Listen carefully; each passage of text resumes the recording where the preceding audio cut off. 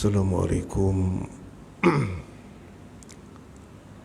warahmatullahi ta'ala wabarakatuh.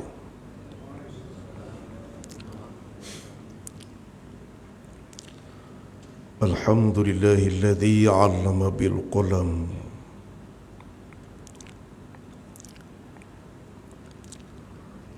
allamal insan ma lam ya'lam. Asyhadu an la ilaha illallah wa asyhadu anna Muhammadan 'abduhu wa rasuluhu.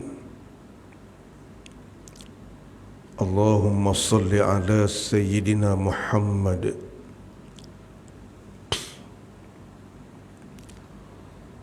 wa ala alihi wa sahbihi wa tabi'in wa tabi'ihim bi ihsanin ila yaumiddin. Faqala Allah Ta'ala fi kitabih, a'udzu billahi minasy syaithanir rajim. Ya ayyuhalladzina amanu qu anfusakum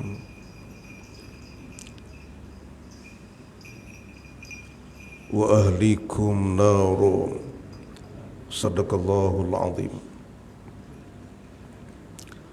Yang dikasihi Al-Fadhil Tuan Imam yang memimpin sembahyang kita,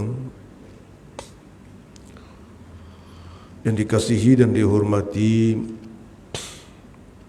seluruh ahli jawatan kuasa tadbir kepada masjid kita ini, yang dikasihi dan dihormati seluruh pegawai-pegawai masjid, yang dikasihi dan dihormati seluruh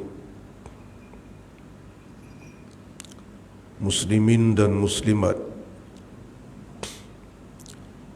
yang dianugerahkan kekuatan oleh Allah Subhanahu wa Ta'ala untuk sama-sama memanfaatkan masa yang diizinkan oleh Allah kepada kita bersama. Saudara-saudara, pada pagi ini saya tertarik untuk membawa perhatian kita bersama kepada satu perbincangan yang berkait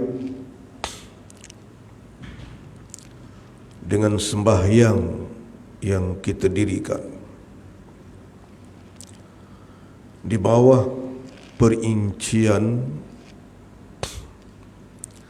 waktu-waktu yang terlarang untuk kita bersembahyang.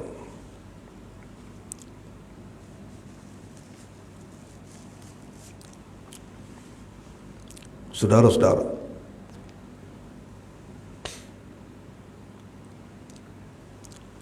di dalam perbincangan ini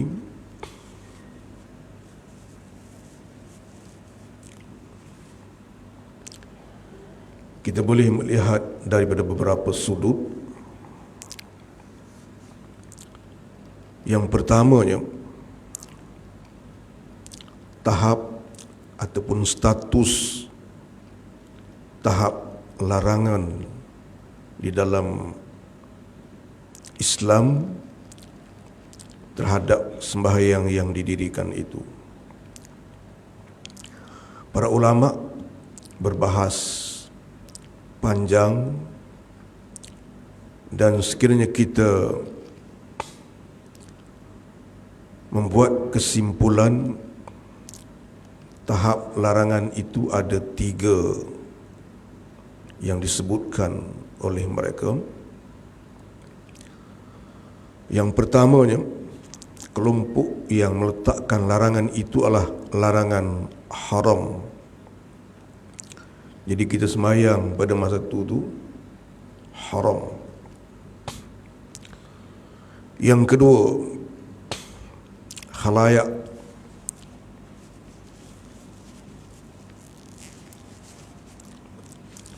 ulama yang meletakkan larangan itu berstatus makruh tahrim, makruh yang berdosa, makruh yang menghampiri haram. Dari sudut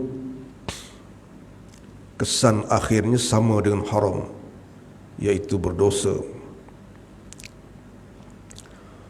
Dan yang ketiga, terdapat khalayak yang meletakkan larangan makruh tanzih, makruh yang dimurkai, yang dibenci oleh Allah Subhanahu wa ta'ala ataupun oleh syarak. Jadi bila sebut waktu terlarang untuk kita sembahyang, maka itulah statusnya. Saudara-saudara, di manakah waktu-waktu yang terlarang untuk kita mendirikan sembahyang itu? Waktu-waktu yang terlarang untuk kita mendirikan sembahyang itu terdapat 5 waktu yang terbahagi kepada 2 bahagi. 5 waktu itu terbahagi kepada 2 bahagi. Saudara-saudara, yang pertamanya, larangan yang berkait dengan waktu. Dia ada 3 larangan yang berkait dengan waktu itu. Yang pertamanya, semasa matahari sedang bergelut untuk timbul, sebelum melepasi ufuk keluarnya, yaitu selepas bermula daripada waktu habis subuh, dengan timbulnya sedikit wajah matahari di sebelah timur itu, kalau di tempat kita, telah menunjukkan habisnya waktu subuh, maka waktu itu terlarang untuk kita mengerjakan sembahyang sehinggalah matahari itu keluar melepasi tempat keluarnya. Sekiranya kita melihat perbincangan yang berbagai, daripada selepas 2 minit 48 saat sehinggalah seterusnya. Jadi sebelum itu terlarang. Apabila matahari mula menjenguh, menampakkan wajahnya, bermula larangan itu sehingga sebelum melepasi 2 minit 48 saat, tuan-tuan. Yang kedua, semasa matahari rembang. Rembang ialah saat yang berlaku sejurus sebelum masuk waktu zuhur. Zuhur berlaku apabila berlaku gelincir, kecondongan sedikit ke barat, maka berlakulah zuhur. Jadi sebelum berlaku zuhur itu, sesi kecondongan matahari ke timur, semasa dia mendaki langit, tuan-tuan, sehinggalah tegak di atas kepala.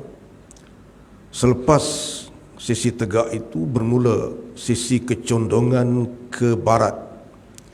Jadi masa sesi tegak di atas kepala itu dipanggil rembang. Masanya tidak lama, lebih kurang dalam 5 ke 10 saat saja tuan-tuan. Jadi kita tidak dibenarkan untuk sembahyang, larangan bersembahyang pada masa itu. Dan yang ketiga, larangan yang berkait dengan waktu ini ialah semasa matahari mula untuk masuk ke ufuk barat, tuan-tuan, sehinggalah tenggelam seluruh matahari itu. Tidak dibenarkan untuk kita bersembahyang pada masa itu. Itu 3 waktu larangan yang dikaitkan dengan masa. Kemudian ada 2 lagi larangan yang dikaitkan dengan perbuatan kita. Perbuatan kita yang tak semayang tu, tuan-tuan. Ya, ada 2 lagi, 3 tadi, ada 2 lagi. Yang keempat, iaitu selepas kita sembahyang subuh. Jadi kita yang sembahyang subuh tu, selepas kita sembahyang subuh, kita tidak boleh untuk mendirikan sembahyang. Dilarang yang dikaitkan dengan perbuatan kita. Dan yang kelima, selepas kita, selepas orang nak sembahyang tu, tuan-tuan, selepas kita selesai sembahyang asar, selepas kita selesai sembahyang asar, terlarang untuk kita bersembahyang, tuan-tuan. Itu ada 5 waktu yang terlarang. Kemudian yang ketiga, apakah sembahyang yang terlarang itu? Adakah seluruh sembahyang dianggap forbidden bagi kita, terlarang bagi kita? Saudara-saudara, tidaklah semua sembahyang terlarang pada waktu yang tersenarai itu. Cuma terdapat beberapa klasifikasi sembahyang yang tidak dibenarkan, yang terlarang itu. Yang pertama ialah sembahyang sunat yang tidak ada sebab.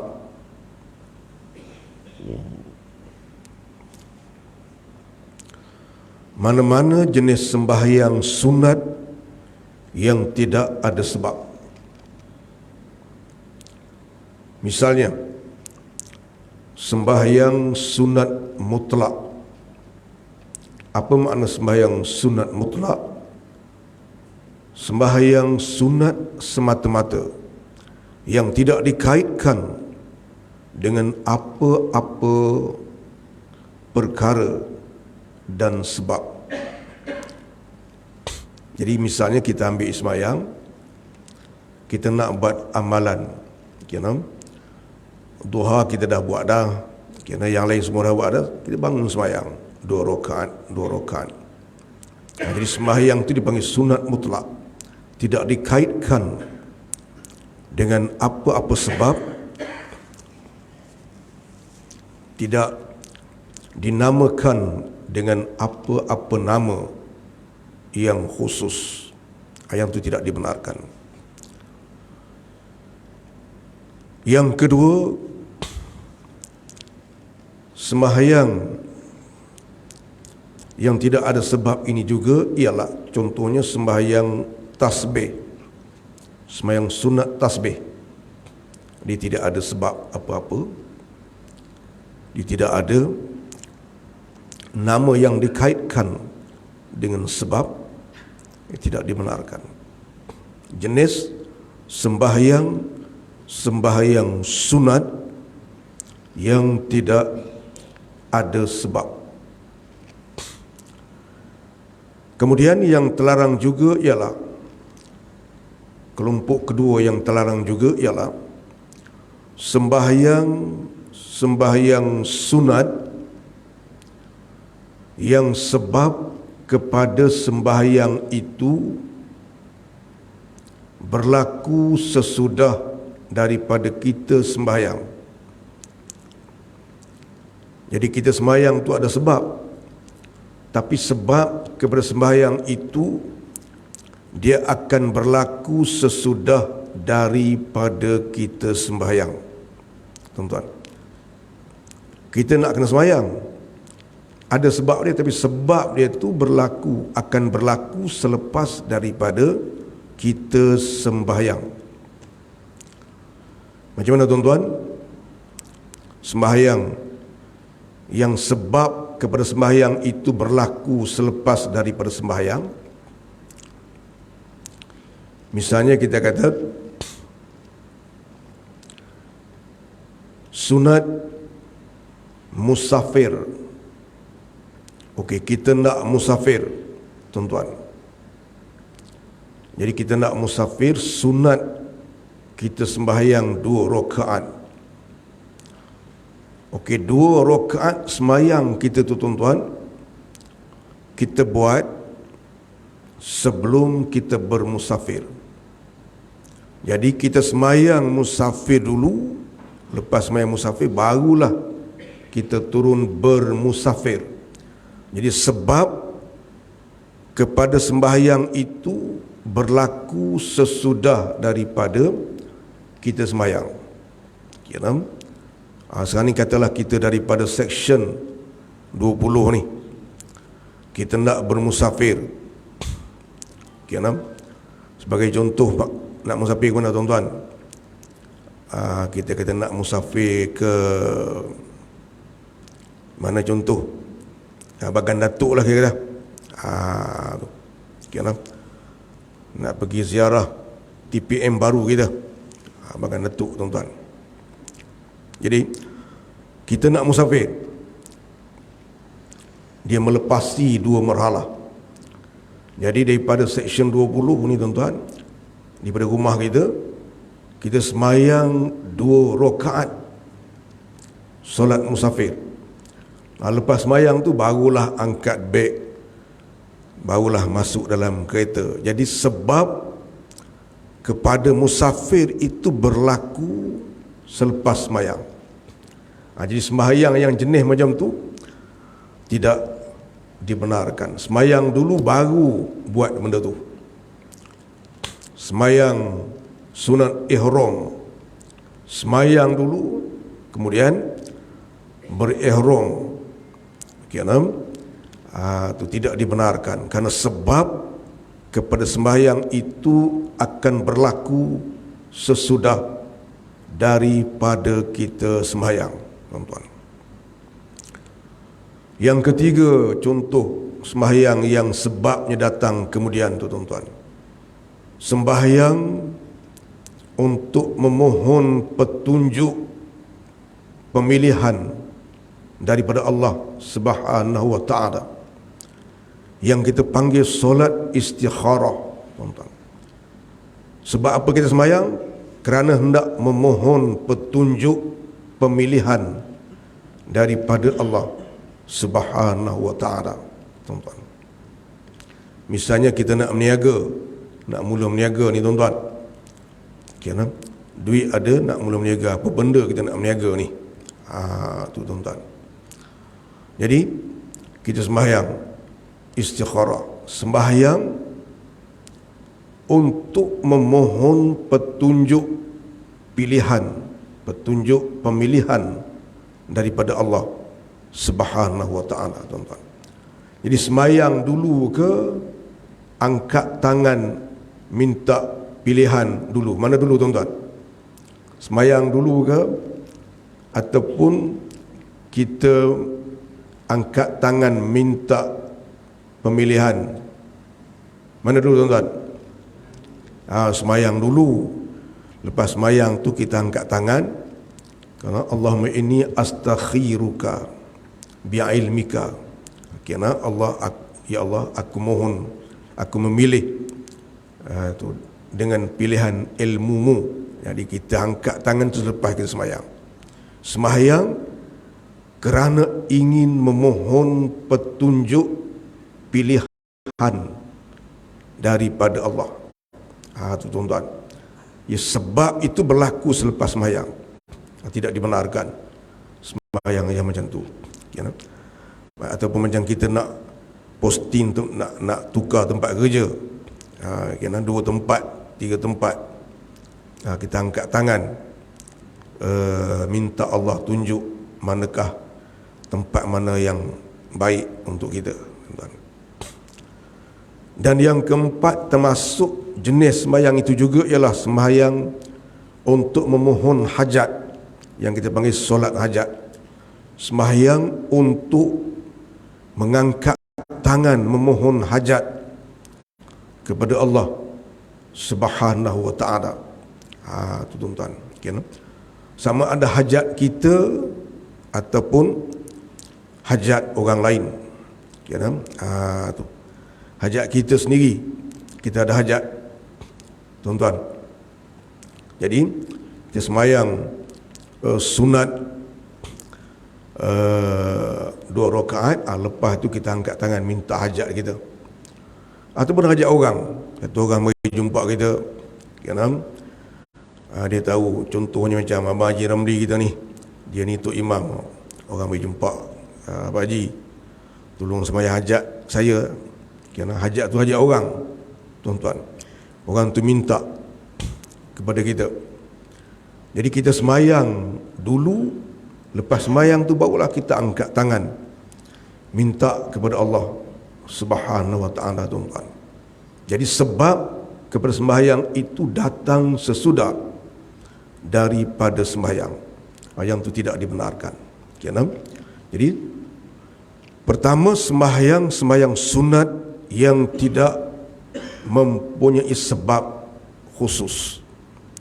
Yang kedua, kelompok ataupun kategori sembahyang yang sebabnya berlaku sesudah daripada sembahyang, yang itu tidak dibenarkan. Adapun sembahyang yang ada sebab terdahulu daripada sembahyang, sebab dengan sembahyang tu sebab berlaku dulu, yang tu tidak terlarang, tuan-tuan. Sebab kepada sembahyang, sebab itu berlaku terlebih dahulu. Sebab apa kita sembahyang?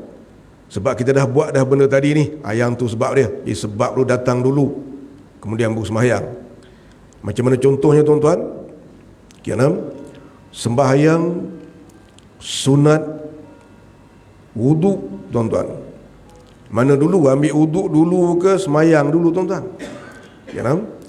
Ambil wuduk dulu. Jadi sebab kepada semayang itu ialah kita ambil wuduk, dipanggil sunat wuduk. Yang tu tak terlarang, tuan-tuan. Kita ambil wuduk pukul 6 petang, sesudah kita sembahyang asar. Habis sembahyang asar, kita duk borak-borak, batal sembahyang kita pergi ambil wuduk. Lepas ambil wuduk, sunat sembahyang. Jadi antara sembahyang dan sebab itu, sebab datang dahulu, itu tidak dilarang, tidak termasuk di dalam kategori sembahyang yang dilarang dalam waktu yang disenaraikan itu. Termasuk juga sembahyang sunat yang sebab datang dahulu ialah sembahyang sunat tahiyatul masjid, tuan-tuan. Masuk dalam masjid dulu ke sembahyang dulu, tuan-tuan? Masuk masjid dulu. Kita masuk masjid dulu. Masuk masjid, sunat kita sembahyang. Antara melaksanakan sembahyang dengan sebab kepada sembahyang. Sebab apa kena sembahyang? Sebab masuk masjid. Masuk dulu ke sembahyang dulu?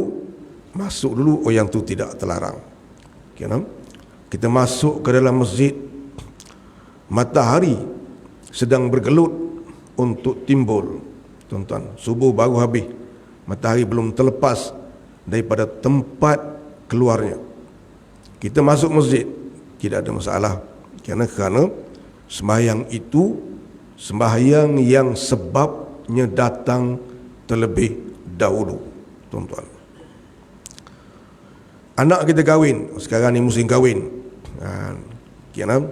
Contohnya kita kata, tuan-tuan, anak kita ni suruh kahwin tak mau kahwin, suruh kahwin tak mau kahwin. Allah, kita pun pening nak pasal budak ni, duit banyak, semua banyak, tak mau kahwin. Kita pun suruh kawan-kawan sembang, tengok, sembang dengan mak ni, pakcik pening kepala tak mau kahwin, pasal apa? Tu. Lepas kawan-kawan dia kata nak kahwin ni, tapi dengan syarat. Oh sudah, syarat pula dah. Dia kata, orang tu dia nak orang pilih sendiri, tuan-tuan. Ini contoh, tuan-tuan, contoh, tak ada apa, contoh, tak ada kena-mengena siapa-siapa, ni contoh saja. Kita pun tanya kawan, dia nak siapa? Orang dia nak tu pula, tuan-tuan, jenis orang berpangkat, bergelar pula tu. Siapa dia nak ni? Datuk Seri Azalina, contoh, tuan-tuan. Wah sudah, kita kata tu baguslah tu. Jadi masa akad tu, tuan-tuan, dia ada sunat, sembahyang sunat nikah tu, tuan-tuan. Akad dulu ke sembahyang dulu, tuan-tuan? Akad dulu. Tu akad dulu. Lepas akad, kalau isteri pun masa tu boleh sembahyang lah. Dia orang mereka tu, kalau seorang boleh sembahyang, siliki-liki lah. Jadi sebab kepada sembahyang itu ialah perkahwinan ataupun pernikahan. Jadi nikah itu dahulu daripada sembahyang.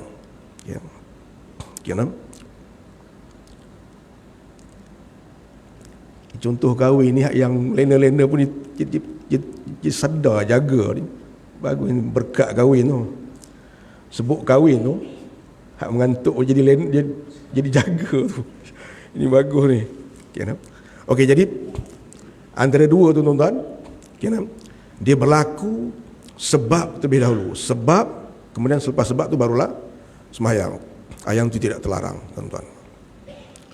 Yang kedua, masuk juga sembahyang yang tidak terlarang, ialah sembahyang yang mempunyai sebab khusus yang dikaitkan dengan peristiwa. Misalnya kita kata, peristiwa gerhana bulan, tuan-tuan, peristiwa gerhana matahari. Gerhana matahari berlaku selepas daripada gerhana matahari berlaku pukul 6 petang, tuan-tuan. Kita dah sembahyang, Zuhur masuk pukul 1.30, habis pukul 4.30. Pukul 4.30 masuk asar, kita sembahyang asar. Pukul 6 gerhana matahari, kerana kita dah sembahyang asar. Selepas sembahyang asar, dia berkait dengan peristiwa khusus yang berlaku. Yang ini tidak terlarang, tuan-tuan.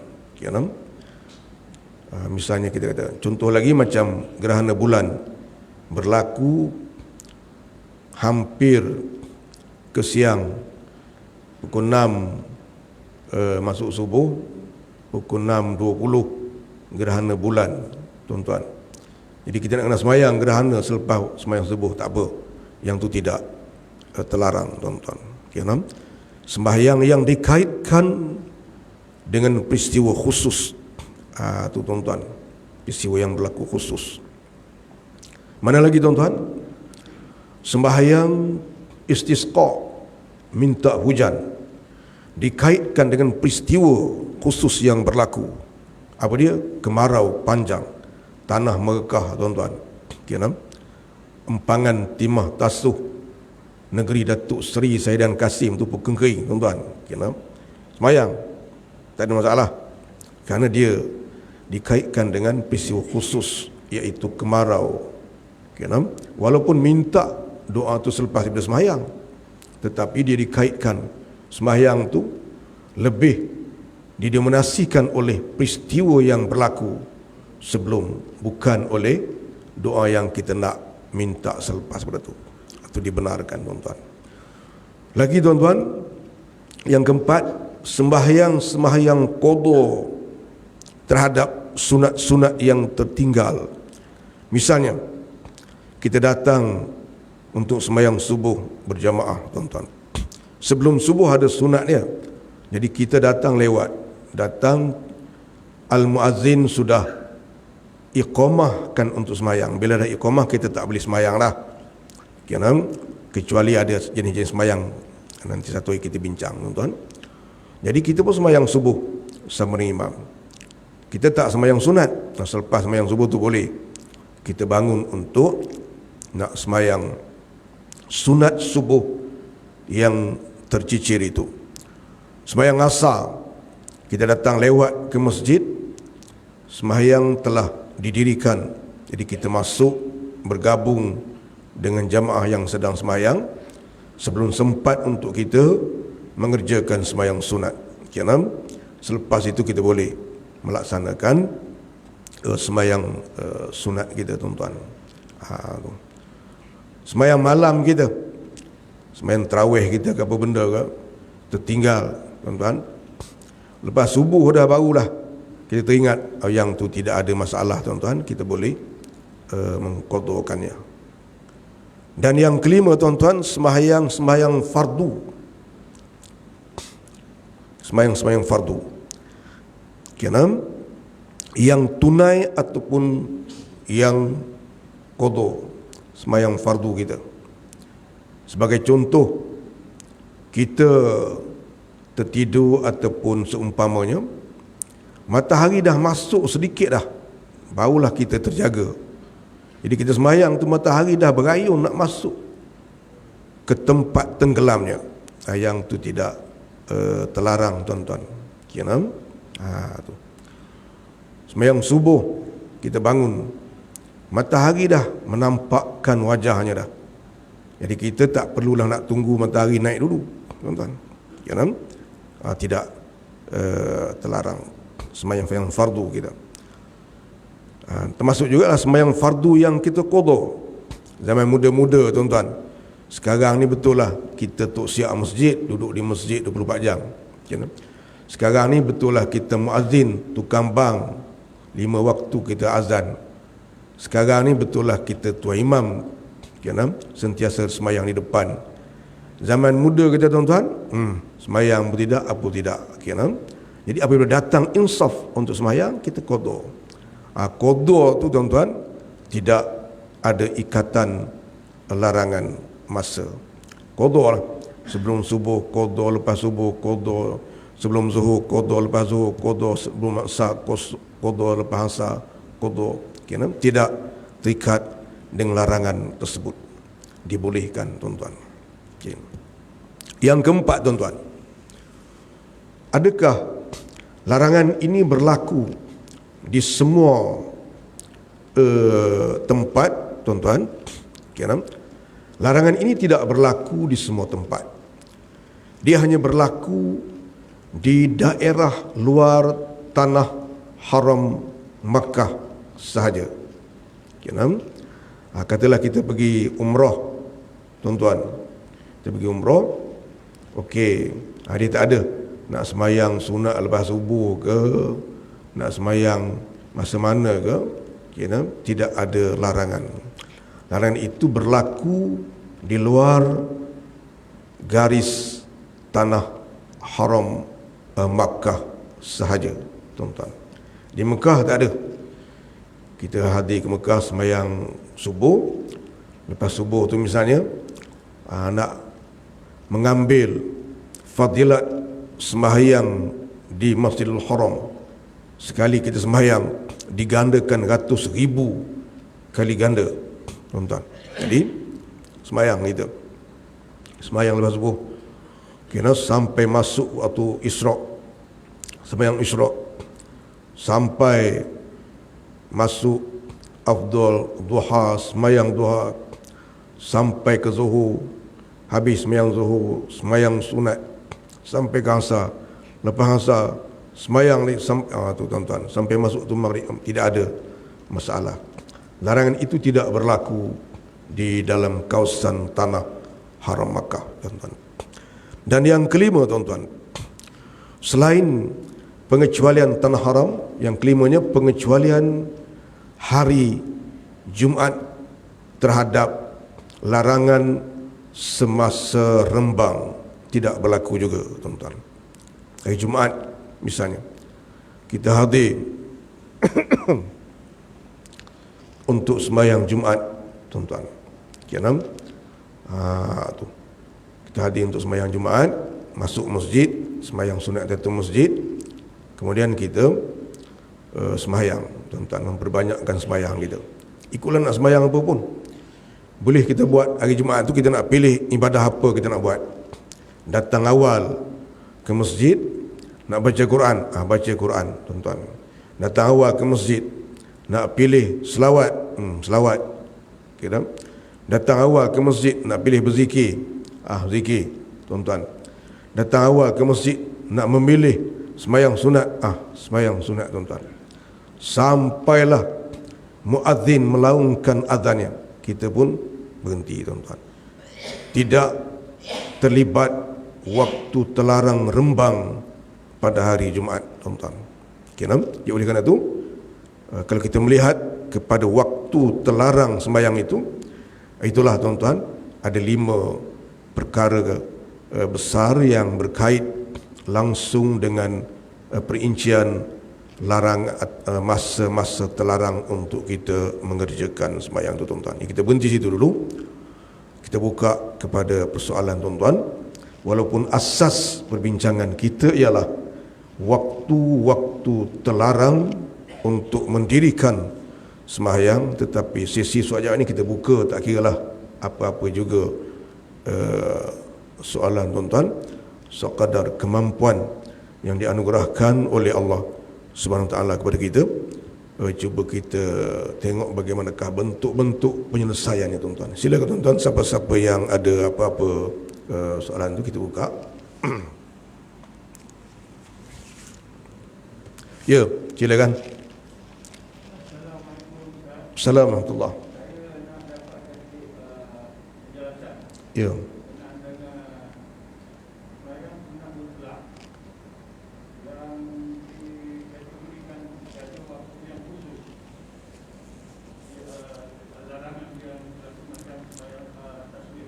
Okey, cantik soalan. Okey,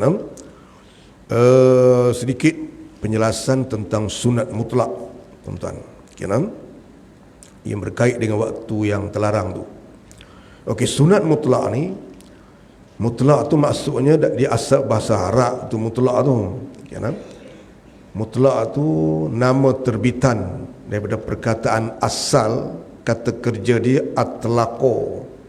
Atlaqo maksudnya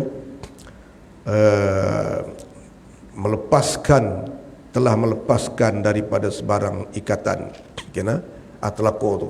Jadi mutlak nama terbitan kepada atlaqo tu yang maksud tanpa sebarang ikatan ataupun tanpa sebarang syarat. Jadi mana semayang tu semayang yang tidak dikaitkan dengan apa-apa. Tak dikaitkan dengan peristiwa, tidak dikaitkan dengan masa dan seumpamanya. Kena tu. Kita tahu macam duha dikaitkan dengan masa, macam gerhana dikaitkan dengan peristiwa, macam sembahyang kita kata ni hajat dikaitkan dengan permohonan kita. Ni tak ada. Dia sembahyang untuk betul-betul kita mendekatkan diri kepada Allah daripada duduk saja nak sembahyang. Itu dipanggil sunat mutlak. Jadi sunat mutlak itu dia ada waktu terlarang. Dia terlibat dalam 5 waktu yang disebutkan tadi. Misalnya selepas subuh kita nak bangun semayang sunat yang tidak dikait dengan apa-apa, saja sunat, semayang sunat saja, bukan kita kata qada, bukan qada sunat yang tertinggal, semayang yang tak kait dengan apa-apa, yang tidak dibenarkan, tidak diizinkan.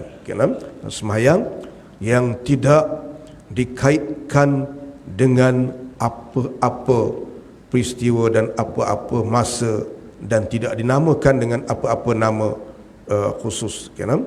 Macam juga sembahyang sunat tasbih. Sunat tasbih kita kata kalau kita buat siang 4 rakaat 1 salam, malam 2 salam untuk 4 rakaat, kan? Sembahyang tu tidak dikaitkan dengan apa-apa, kan? Dipanggil sunat tasbih sebagai tasbih yang ditambah di dalam sembahyang itu. Sembahyang itu juga termasuk dalam waktu yang terlarang kerana dia termasuk sunat yang tidak dikaitkan dengan apa-apa. Jadi sunat, sembahyang sunat tak ada kaitan apa-apa. Kan? Kalau kaitan dengan sembahyang dipanggil rawatib. Kaitan dengan waktu ada dipanggil awabin, ada dipanggil duha. Kan? Tu ni tak ada apa-apa misalnya kita kata. Maka sembahyang itulah yang tidak dibenarkan. Okey, cantik soalan tu. Okey tuan-tuan, ada apa? Siapa yang ada apa-apa lagi kita? Ya. Ya.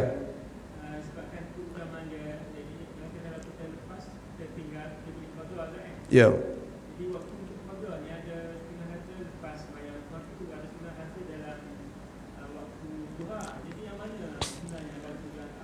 Okey, cantik soalannya. Okey, kita tertinggal sunat subuh. Sunat subuh ni tuan-tuan, pahalanya besar. Kena 2 rakaat yang ringan. Rakaataini khafifataini. Sembahyang 2 rakaat yang ringan tetapi pahala dia besar. Kena lebih daripada dunia dan seisinya, tuan-tuan. Tu. Kita terlepas waktu subuh. Bila kita nak qada tu tuan-tuan? Adakah selepas sembahyang fardu ataupun selepas bermula boleh kita sembahyang duha ataupun macam mana? Jadi sembahyang sunat subuh tu sepatut dibuat sebelum subuh. Tak sempat. Jadi tak sempat, kita datang orang dah sembahyang dah misalnya. Dapat macam mana tuan-tuan? Tak apa, boleh sembahyang selepas subuh walaupun belum masuk waktu zuhar. Tetapi ada juga sebahagian ulama meletakkan bahawa biar tunggu dulu, biar selepas boleh kita sembahyang Isra' dah naik dah Isra' tu, barulah kita boleh sembahyang. Tidak ada masalah tapi kerana dia termasuk dalam sembahyang yang mempunyai sebab terlebih dahulu. Kerana apa? Sebab dia sebab tertinggal, jadi kita nak qada tu, jadi boleh kita buat selepas pada subuh. Sama juga sembahyang sunat asar yang kita tak sempat tu, boleh kita buat selepas daripada waktu asar. Tak perlu kita nak tunggu sehingga masuk maghrib, selepas sembahyang maghrib kita sembahyang, tidak perlu. Kerana sembahyang itu ada sebab yang khusus. Sebab apa? Sebab kita tertinggal sebelum subuh tu, jadi boleh untuk sembahyang. Cantik soalan tu. Ya tuan-tuan, ada apa kita?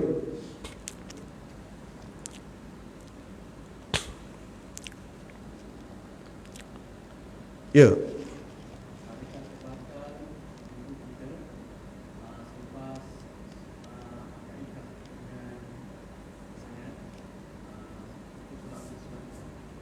Okey, cantik soalannya. Gini. Adakah wuduk kita batal kalau kita bersalam dengan isteri itu selepas sembahyang? Okey. Selepas kita agak kiri dah. Jadi adakah wuduk kita batal selepas akad nikah tu? Kerana kita nak sembahyang nanti kan? Tu tuan-tuan. Batal ke tak batal? Kita katalah misalnya sahabat kita ni boleh buat contoh kahwin, boleh isteri tak ada masalah. Tu. Okey tuan-tuan, sahabat kita ni misalnya dia kahwin. Tu. Dia lepas kahwin, akad tu bersalam dengan isteri. Batal ke tak? Sebab sekali nak sembahyang sunat tu, nak sembahyang sunat nikah tu, batal ataupun tidak? Ataupun terkenal dalam masyarakat kita ada satu peristiwa yang kita buat selepas daripada akad tu tuan-tuan, kita panggil upacara apa? Batal wuduk kan? Ya. Kan? Upacara batal wuduk. Ni dah kahwin ke belum? Belum. Nak kahwin cakap dengan ni ayah Haji Hamdi ke apa? Okey. Jadi batal ke tidak? Kan? Ni dalam masyarakat kita dipanggil upacara membatalkan sembahyang. Okey tuan-tuan. Sebenarnya tak panggil macam tu tak apa tu. Dipanggil macam tu ada masalah sikit. Kan? Masalah apa? Budak-budak ni kadang-kadang lepas akad dia bersalam, dia cium dahi isteri dia, kemudian nak sembahyang tak boleh. Tu tuan-tuan. Kan? Dapat macam mana tuan-tuan? Yang isteri pula takkan nak pergi ambil sembahyang pula. Sehari marah dia tu andam pula tuan-tuan. Kan? Boleh ke tak nak bersalam tu? Boleh, dengan dua approach, dengan dua technical pelaksanaannya tuan-tuan. Yang pertama, kan? Okey, yang tak bising kampung. Ni. Yang tak bising kampung, tuan-tuan ni orang pekan lain sikit. Dia open minded. Ni ingat esok kalau ni anak muda kita dua orang ni. Kan? Kahwin orang kampung, soalnya kadang-kadang orang kampung dia tak open. Katalah Hulu Tembeling, pergi Hulu Tembeling sangkut sana. Tak kahwin orang Hulu Tembeling kan. Okey, akad tu tuan-tuan, yang lepas akad kita tahu, kalau kita bersalam dengan kita tak jaga tu, jadi masyarakat akan menilai wuduk sudah batal. Kemudian bangkit sembahyang pula, sudah kita kata kan. Jadi bising. Mula-mula satu kampung, lepas tu dia melarat, mungkin satu negara tu tuan-tuan. Jadi macam mana nak dapat? Lapik-lapik. Perempuan tu lapik tangan dia, salamlah dengan suami dia tu. Okay. Suami dia kalau nak kucuk pun kucuk kepala yang bertudung tu tuan-tuan. Lepas tu sembahyang. Lepas sembahyang tu bersalam lain. Satu. Yang kedua, kalau kita kata tu tuan-tuan, di Shah Alam ke, di Damansara ke, di PJ ke, bersalam tak apa. Kan? Sudah akad, bersalam suami isteri, suami dia cium dahi isteri dia tu, kemudian bangkit sembahyang. Boleh. Kan? Kerana masalah bersentuhan suami isteri itu, pertama dia tidak berdosa. Yang kedua, soal batal ataupun tidak wuduk itu khilaf di kalangan ulama. Jadi boleh pakai pandangan mana yang kita pakai. Misalnya kita pakai pandangan tak batal, kena salam, kemudian bangun sembahyang sunat. Belah pekan ni dia tak bising. Tuk-tuk guru ramai, mari besok boleh tanya terus. Kalau kampung jangan dia bising tuan-tuan. Jadi nak pilih ikut, nak pilih batal, lapik. Nak pilih tak batal, tak payah lapik. Kan? Tapi kalau belah kampung, kena jaga. Kan? Dia sentuhan suami isteri tu. Macam kita ada Abang Ramli, dia sembahyang di rumah dengan Kak Ji. Kan? Pas sembahyang, dia pakai batal. Nak bersalam, isteri Abang Ji nak bersalam, tak boleh, lapik. Sembahyang Zuhur, sembahyang Asar pula dia pegang tak batal. Pas sembahyang Asar pula salam, boleh pula. Kan? Dia khilaf. Khilaf tu boleh pakai dua-dua. Kan? Cuma pelaksanaannya kena tengok kedudukannya. Jangan asalkan benda tu betul tetapi jadi bising, susah juga tuan-tuan. Sebenarnya dalam kes bersentuhan suami isteri itu, kerana dia dalam keadaan yang khilaf. Sebagian ulama meletakkan batal, sebagian ulama meletakkan tidak batal. Nak pakai mana? Ulang. Nak pakai yang mana? Boleh belaka. Cantik soalan tu. Last soalan tuan-tuan. Ya. Ya. Ya.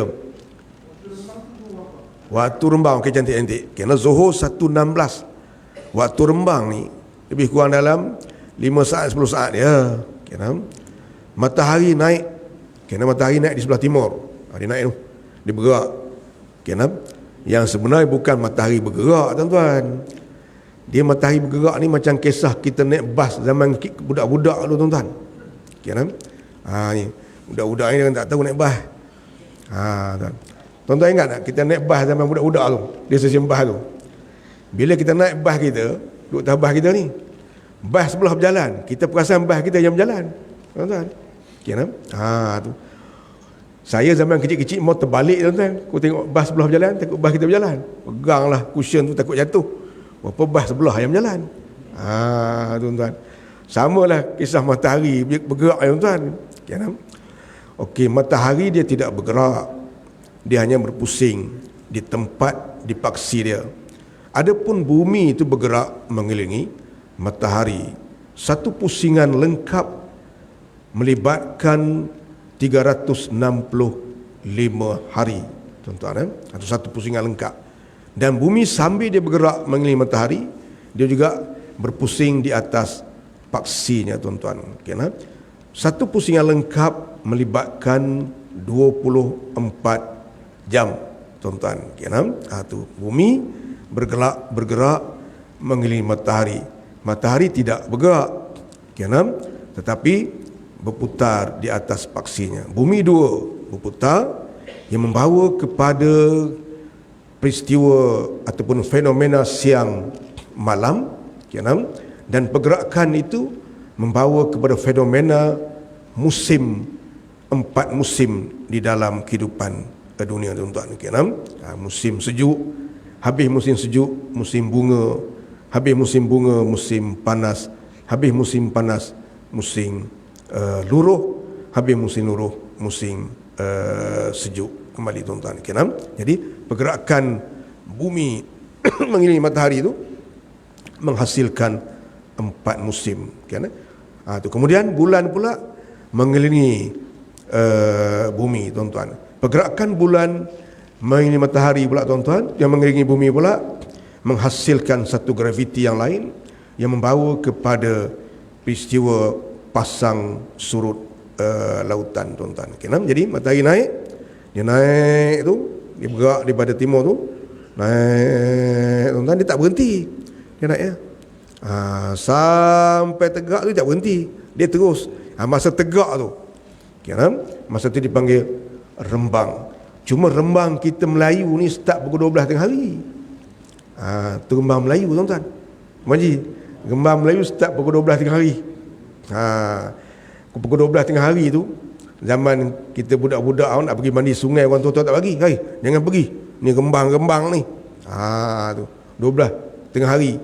Jadi kita pakai rembang tu juga, tuan-tuan. Tu yang orang-orang yang bekerja tu tak boleh nak sembahyang sunat duha tu. Sebab apa, tuan-tuan? Dia kerja pukul 8 sampai pukul 4 suku dulu. Tu 7.45 sampai 4 suku dulu. Sekarang ni pukul 8 sampai pukul 5, tuan-tuan. Okey. Waktu makan pukul apa? Ya? Satu. Tu, tuan-tuan. Waktu makan pukul 1 sampai pukul 2. Jadi dia nak berhenti semayang duha tak boleh, sebab masa kerja, curi masa kerja pula. Tu, tuan-tuan. Kita dah berjanji dengan orang, berjanji dengan majikan, berjanji dengan toki kita, berjanji dengan kerajaan, nak berkhidmat, tuan-tuan. Tiba-tiba kita pergi berhenti. Cuma orang lelaki-lelaki berhenti isap rokok tak apa, lain jamban. Ini satu masalah juga, tuan-tuan. Okey. Kadang-kadang kita berhenti, tuan-tuan. Kita berhenti, panjang masa berhenti kita tu, masa kita masih terikat dengan janji kita. Jadi kita tak semayang duha, kerana apa, nak berhenti tak boleh. Sebenarnya tidak ada masalah. Pukul 1 masuk, pukul 1 sekarang ni 1.18 masuk Zuhur. Pukul 1 boleh semayang duha lagi, tuan-tuan. Tu 8 rakaat semayang duha tu, dia kata hampir boleh diselesaikan 8 rakaat tu, tuan-tuan. Kalau kita nak juga waktu tu, masa waktu rehat minum air tu, bolehlah kita semayang. Cuma ada satu kilang di Malaysia kita dulu. Kilang ni kepunyaan Cina, kepunyaan Jepun. Dia buat tempat semayang. Dia buat tempat semayang dalam kilang dia. Tapi budak-budak kita, tuan-tuan, dia masuk semayang duha 2 rakaat, dia bersembang, kemudian dia tidur sekejap. Tu dalam surau tu. Jadi setengah jam, macam-macam lah, tuan-tuan. Akhir sekali Jepun tu buka surau tu, terbuka tak dibenarkan. Kita kacau pula tak ada surau tuan. Ada surau, kita sembahyang, kita tidur tu. Kadang-kadang yang ni tak kena tuan. Ya, jadi sebenarnya boleh kita nak sembahyang dalam celah-celah tu. Tu. Kerana sebab duha tu dia akan habis sejurus sebelum masuk waktu zuhur. Pukul 12 ada, 12.30 ada, 12.45 ada, pukul 1 ada, pukul 1.18 tak ada lah. Pukul 1.17 ada lagi. Pukul 1.17 40 saat. Habis lah kita kata. You know? Sebab satu tu tuan-tuan, sudah bermula rembang. Yang tu tak boleh. Okey tuan-tuan. Maknanya rembang ni bukan dalam setengah jam waktu subuh berapa? Tak ada. Yang kata matahari tu tak ada kepala. Matahari sekejap je. You know? Kita ambil nak latihan selain daripada kita boleh buat kiraan, ambil benda letak di tengah-tengah. Tengok daripada sebelah kita kata sebelah barat berbayang tu, sehinggalah kita kata habis bayang di sebelah barat, masa tu rembang. Keluar bayang di sebelah timur, itu menunjukkan sudah masuk waktu zuhur. Sekejap sangat. Tu. Jadi tuan-tuan, sekadar itu dulu pertemuan kita pada pagi ini. Semoga Allah mengira pertemuan kita adalah pertemuan fisabilillah yang beratkan timbangan kita semasa kita dibangkitkan di lembah mahsyar itu, tuan-tuan.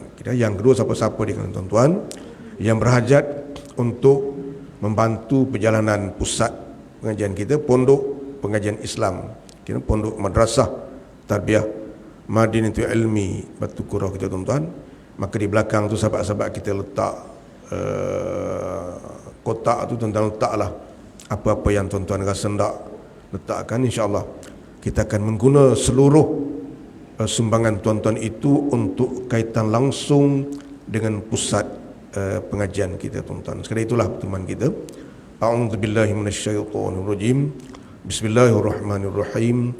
Alhamdulillahi rabbil alamin. Hamdan yuwafi ni'amahu wa yukafi mazidah. Ya Rabbana lakal hamdu kama yanbaghi li jalal liwajhika wa 'azim sultanik. Allahumma iftah 'alaina futuhal 'arifin warzuqna fahman nabiyyin wa faqqihna fid din wa 'allimna ta'wil. Rabbana atina fid dunya hasanah wa fil akhirati hasanah wa qina adzabannar.